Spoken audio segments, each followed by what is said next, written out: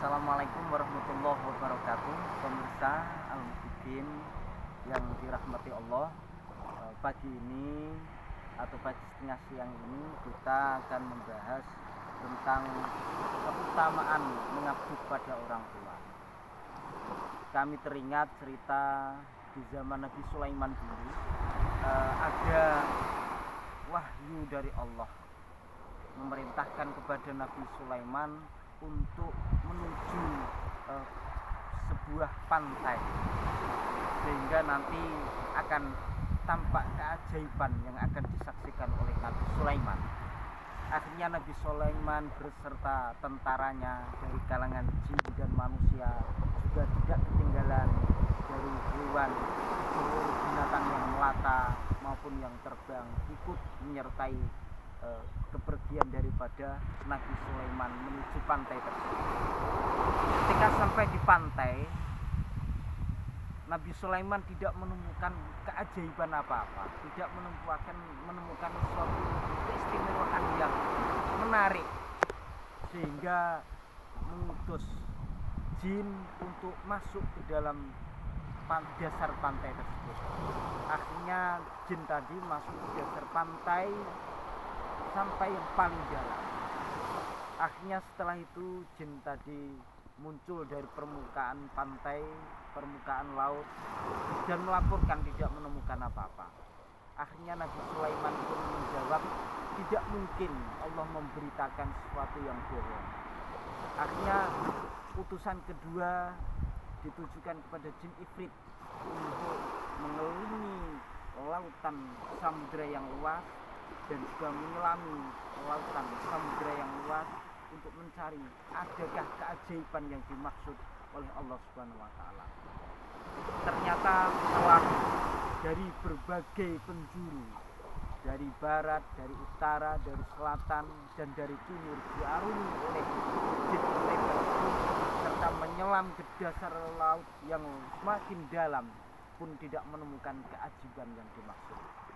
Sehingga untuk yang ketiga kalinya Nabi Sulaiman mengutus seorang alim, seorang ulama, seorang alim ma'rifat. Kemudian dengan sekejap tanpa masuk ke dasar laut, tanpa mengarungi lautan samudera yang luas, seorang ulama tersebut hanya mengadakan tangan dan berdoa kepada Allah.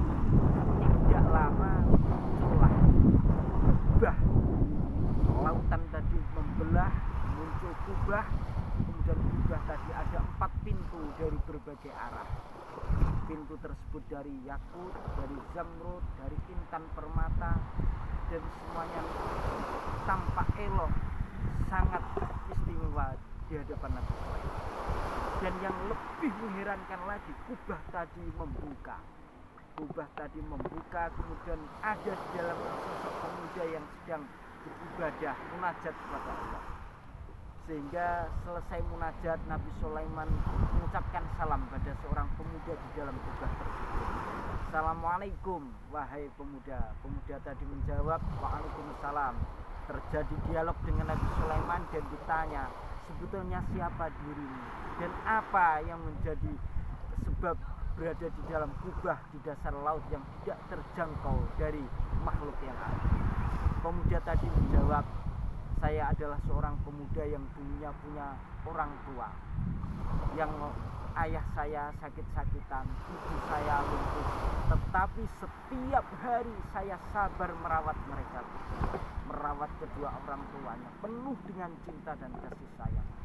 Sehingga ketika mendekati kewafatan ibunya, ibu seorang pemuda tadi berdoa, ya Allah, kurniakan kepada anakku umur yang panjang yang digunakan untuk beribadah kepadamu.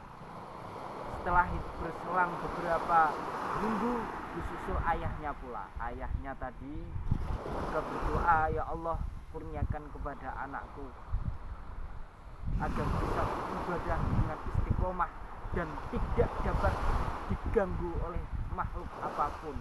Tempatkan pada tempat yang aman dan tidak terjangkau oleh makhluk yang berbeda. Sehingga dengan ketelatenan, keuletan, dan kesabaran untuk merawat kedua orang tua. Itulah barokah dari itu semuanya, saya mendapatkan anugerah. Akhir daripada dialog, Nabi Sulaiman pun terheran bahwasanya meskipun dengan berbagai mukjizat yang ada, dia adalah seorang nabi.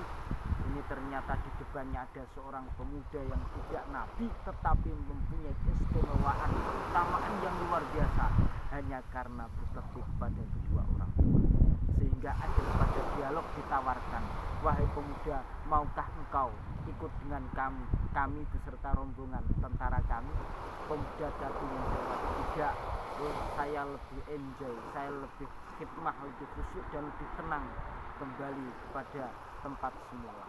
Sehingga pemuda tadi masuk ke dalam kubah, kemudian kubah itu menutup dan kembali masuk ke dasar laut, sehingga laut pun kembali bergelombang sebagaimana normal adanya.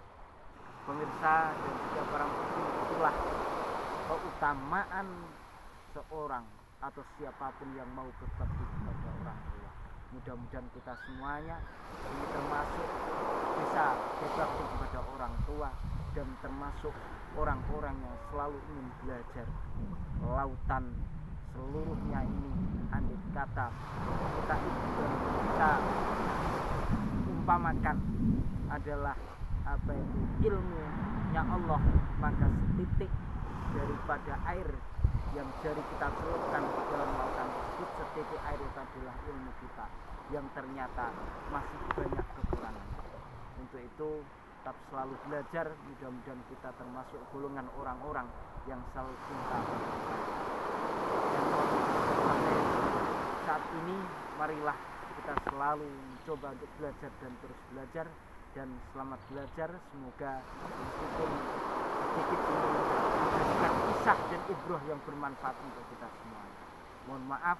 Assalamualaikum warahmatullahi wabarakatuh.